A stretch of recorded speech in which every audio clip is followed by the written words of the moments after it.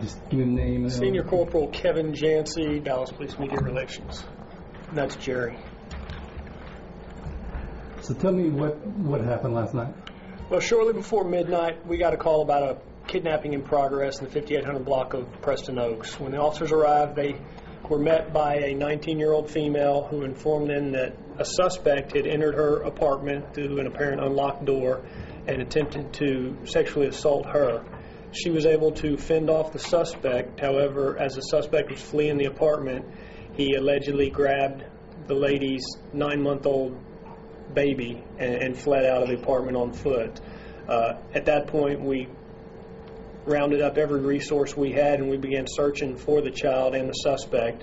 We brought the mother and the baby's father down here to police headquarters and interviewed them and questioned them throughout the evening and early morning hours, trying to get a little better description of not only the suspect but what took place in the actual apartment. That's one of the main reasons for the delay in the Amber Alert being issued, is we didn't have the criteria yet needed to issue that. So the Amber Alert's rather vague in a suspect description. However, we felt like we needed to get this out to the public, and hopefully somebody may have seen what took place or saw an individual walking with a child that normally doesn't have a child, and hopefully, we'll get some tips that will lead us to the baby.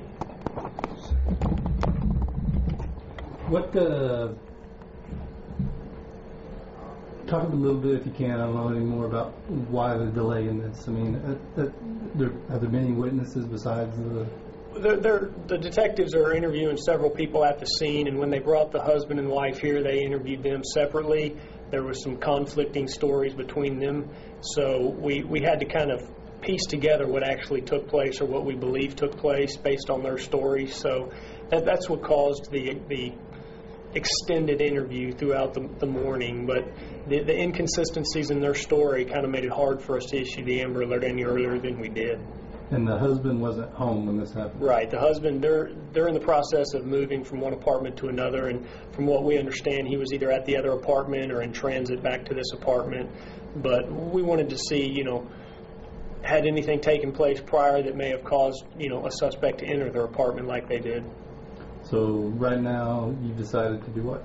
We're still working it as an aggravated kidnapping. We've got, multiple officers at the scene in the area following up on leads, searching, looking anywhere we can possibly look. We've got the police helicopter at our disposal. We have tracking dogs at our disposal. So we're gonna stay on this until we locate that child.